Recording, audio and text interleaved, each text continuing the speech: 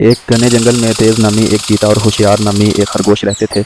چیتا اپنی تیز رفتار پر فخر کرتا تھا، جبکہ خرگوش اپنی عقل مندی پر۔ دونوں اکثر ایک دوسرے سے بحث کرتے رہتے تھے کہ کون زیادہ بہتر ہے۔ ایک دن جنگل کے بادشاہ شیر نے انہیں ایک چیلنج دیا۔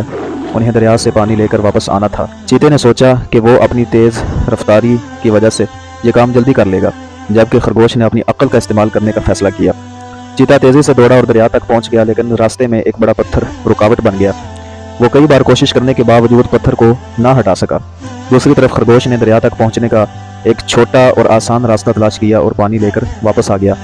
جب چیتا خالی ہاتھ لوٹا تو شیر نے کہا، صرف تیز ہونا کافی نہیں ہے، عقل مندی سے کام لینا بھی ضروری ہے۔ چیتے کو اپنی غلطی کا احساس ہوا اور اس نے خرگوش سے معافی مانگی۔ خرگوش نے مسکراتے ہوئے کہا، ہم دونوں کی خوبیاں مل کر ہمیں مزید طاقتور بناتی ہیں۔ اس کے بعد سے چیتا اور خرگوش نے مل کر کام کرنا شروع کر دیا۔ چیتے نے اپنی رفتار سے دور دراز کے علاقوں سے خبریں لانا شروع کر دیں، جبکہ خرگوش اپنی عقل سے جنگل کے مسائل حل کرتا۔ دونوں کی دوستی نے جنگل کو ایک بہتر جگہ بنا دیا۔ ہر کسی کی اپنی خوبیاں ہوتی ہیں، اگر ہم ایک دوسرے کی مدد کریں اور اپنی صلاحیتوں کا استعمال کریں تو ہر مشکل آسان ہو سکتی ہے۔